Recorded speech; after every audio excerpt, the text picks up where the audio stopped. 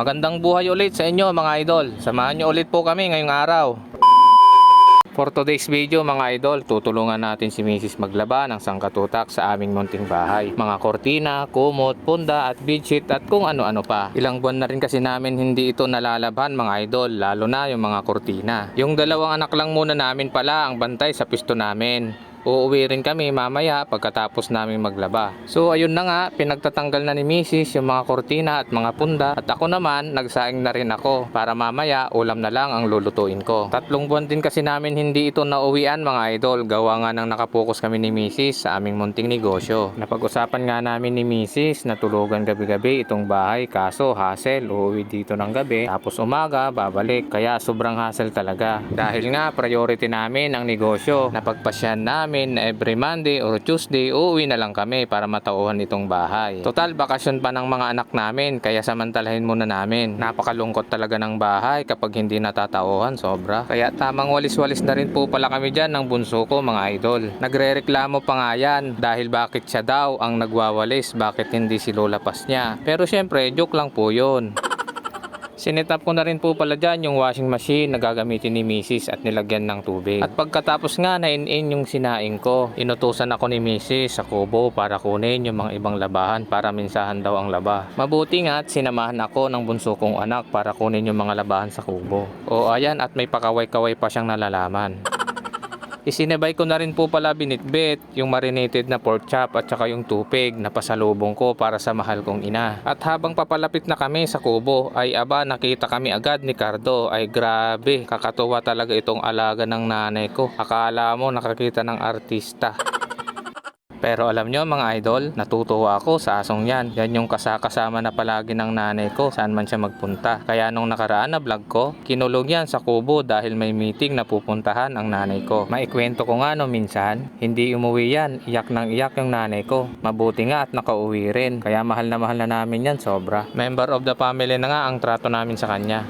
At pagdating ko nga sa kubo ay naabutan kong sobrang busy mag-garden ang nanay ko. Ito yung routine niya araw-araw. Kung hindi magtanim, nagwawalis. Basta ang dami-dami niyang ginagawa araw-araw. Hindi siya nawawalan ng gawain. Pero natutuwa ako sa kanya kasi sa edad niyang yan, mas gusto niya laging may ginagawa. Inabutan ko pa nga siya ng pambili ng pangbisyo niya. Laking fortune lights yan mga idol. Tinanong ko nga siya bakit nagbibisyo ka pa may edad ka na. Sabi niya, age doesn't matter kung nanakit day. Nag-feeling nga bakit? Baka daw kapag itinigil niya, maging tamad na daw siya. O diba ang galing sumagot? Mabuti na lang talaga anak mo lang ako kung hindi. Pero natutuwa ako dyan sa nanay ko dahil sa edad niyang yan, hindi siya nawawalan ng pag-asa sa buhay. Makita niyang nagkakasundo at hindi kami nag-aaway ng mga anak niya, masaya na siya. Thank you Lord sa binigay mong ilaw ng tahanan katulad niya at sa buhay na ipinagkaloob mo sa kanya. Tamang walis-walis nga muna ako dyan. Ang dami kasing pulbos na nanggagaling sa kahoy. Ewan ko ba sa kukulambar na ginamit sa bubong ng kubo ko. Hayan at nag-asikaso na ako ng mga kukunin kong mga labahan. Kortina, punda ng unan, kumot at tuwalya. Hayan nga at binalot-balot ko na ng parang candy. Isinabay ko na rin po pala dyan bitbitin yung tripod ko. May mangga pala na ibibigay ang nanay ko. Muntik ko nang makalimutan. Kunin ko na muna doon sa kubo niya. Mahal na mahal talaga ako ng nanay ko. Mukhang nakukulangan yata sa supply kong fortune light sa kanya. Tamang-tama nga ito sa gagawin kong mango ice candy sa pwesto. Oy Giyo, amoy na amoy ko na yung hininga mo. Umalis ka dyan. Halos halikan mo na ako aba. Buti sana kung Colgate ang gamit mong toothbrush, ST toothpaste pala.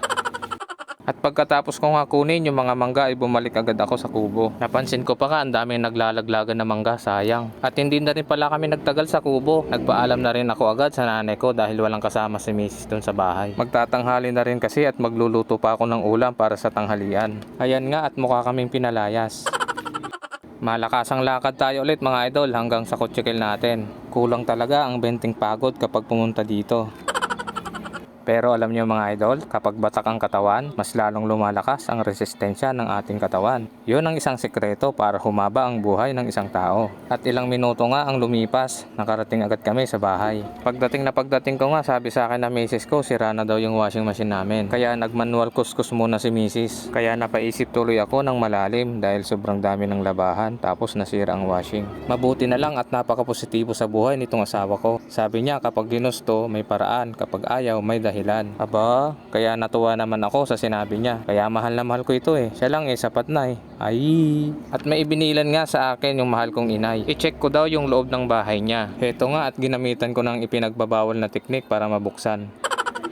Nakalimutan ko kasi kunin yung duplicate sa nanay ko. Kaya pinatingin sa akin ng nanay ko yung loob ng bahay niya. Yung dati niyang pusa na nakatira dito niya dinadala yung nahuhuli niyang daga. Sobrang baho talaga kapag may patay na daga. Mabuti na lang at wala tayong nakita. Itong bahay pala ng nanay at tatay ko mga idol. Unti-unti ko rin ito pinagawa para sa kanila. Sobrang dami pa nga ng kulang dito. Kaso simula nung namatay yung tatay ko, nabago yung plano ko. Hindi na rin kasi matitiran to ng nanay ko mag-isa. Kaya sa ate ko na lang ito mapupunta. Nung una nga eh, pinagpipilitan sa akin ng nanay ko na gusto niyang tumira dito. Pero sabi ko sa kanya, walang mag-aalaga sa kanya dito. Walang magmumonitor sa kanya. Kapag nandoon sa bahay ng mga ate ko, mamomonitor pa siya. Pero naawa ko kay Mingming. Nanguhuli na lang siya ng daga para na makasurvive. Pero kapag andito naman kami, ay bumabawi kami ng pagkain niya. Nagsiselos nga yung isang anak ko dahil tuwing pakakainin namin siya ay lechon manok. Samantalang ang ulam namin, tuyo. O diba? Joke lang yun syempre.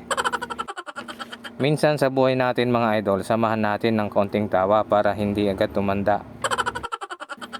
Sinetap ko na rin pala dyan yung tripod na regalo sa akin ni Mrs. Kaya hirap naman talaga gumawa ng content kapag wala yan. Dati nung wala pa akong tripod, baso lang ang gamit ko. Kaya minsan hindi maganda ang kuha. Thank you sa asawa ko dahil napaka-supportive niya sa akin. I love you. Ayi! Nakakapaos talaga mag voice over mga idol, kaya inom muna tayo ng tubig. At dahil nakakaramdam na tayo ng gutom, tara magluto na tayo. Nag-prepare na po pala ako dyan ng bawang at saka sibuyas. Sinalang ko na po pala dyan yung pangmalakasan kong kawali at naggisa ng bawang at sibuyas. At kapag lumabas na yung espiritu ng bawang at saka sibuyas, ilalagay na natin yung Argentina na corned beef. Nilagyan ko na nga rin dyan ng kaunting patis. At syempre, wag na wag mong kakalimutang imekos-mekos. Nagdagdag na rin po pala ako dyan ng kaunting tubig. Syempre, wala tayong Ajinomoto i-magic na lang muna natin yung sarap. Magic sarap. At kapag kumulo na, sesentensya na natin kung pasok na ba ito sa ating panglasa. At dahil pasok na sa banga, sa ating panglasa, ilalagay na natin yung oversized na repolyo na chinap-chap natin. Takpan lang muna natin hanggat hindi sa makahinga. At habang pinapalambot natin yung matigas na repolyo, tara samahan nyo muna akong manungkit ng kalamansi. Hindi kalamansi ng kapitbahay namin ito idol sa likod lang ito ng bahay namin. Napansin ko nung uminom ako ng tubig, parang naging swabe yung boses ko. At in fairness hindi tayo binigo ng kalamansi. Napakagaling mamunga itong kalamansi namin. Kiat-kiat nga ba ito o overripe na pongkan? Balikan na natin yung pinapalambot nating bulalo. Repolyo. Oh, ito na yung pinakahihintay natin. Napakabanayad ng lasa at apaka-crunchy ng repolyo. Saktong-sakto ang pagkaluto. O diba panalo? O hindi pa dyan nagtatapos. May pangmalakasan pa tayong lulutuin. Kaya iset aside muna natin ito. Ito yung main event na pang-partner natin doon sa repolyo. Minarinate ko lang ito sa bawang, kalamansi at saka toyo ng 1 oras mga idol. Nako, yung mga ganitong luto tapos pagkamay nako, mapapasarap na naman ng kain nito. Diyos mio Marimar. Lord, maraming salamat po sa araw-araw na pagkain. Amen. Kain na po tayo mga idol. Malapit na talaga tayong tumangkad ng palapad. Konting kembot pa. At syempre pagkatapos natin kumain at magpababa ng kinain, back to reality tayo. Maghuhugas muna tayo ng pinagkainan. At syempre kailangan natin tulungan si Mrs. sa labahin. Buti na lang talaga, malaking advantage yung may sarili kang deep well pump. Dati nung bata pa kami, manual na pitcher pump ang gamit. Tapos kaunting tubig lang ang lumalabas. At sanda makbak na labahin. Sino dito yung nakaka-relate nung bata pa na nagmamaktol kapag inutusong magbomba? Pero syempre normal lang yun dahil bata pa tayo. Ngayon naiintindihan na natin. O diba wala talagang matagal na trabaho kapag nagtutulungan. Ang buhay kapag napagod magpahinga tapos repeat. Pansinin nyo mga idol kapag may gawain tayo tapos hindi tayo nagpapahinga. Diretsong trabaho ba? Matik po yan, mabilis iinit ang ulo natin at nagre-resulta ng pagkasira ng araw. O diba? Tapos na kami maglaba pero ang dami pang naiwan. Sabi ni Mrs. sa susunod na lang na araw na lang ulit namin labhan. Sabi ko naman, mas maigi, hindi naman yan pakyawan. Siyempre, nangangamoy break time, bumili tayo ng pambalambig ng sikmura. Saktong-sakto talaga ito sa mainit na panahon. Kayo ba mga idol, anong mas preferred nyo? Tinapay na may ice cream o ice cream na may tinapay? Kaway-kaway naman dyan sa mga mahilig ipalaman ang ice cream sa tinapay. Mga idol, ganito pala kami magpakain ng pusa sa amin. Mengs! Mengs! At dahil nakamerienda na tayo at nakaligo, ay babalik na tayo sa reality ng buhay. Balik na ulit tayo sa pwesto. Bye bye home! So yan lang po ulit ang ganap for today's video. Maraming salamat po ulit sa panonood at walang sawang suporta mga idol. God bless you all.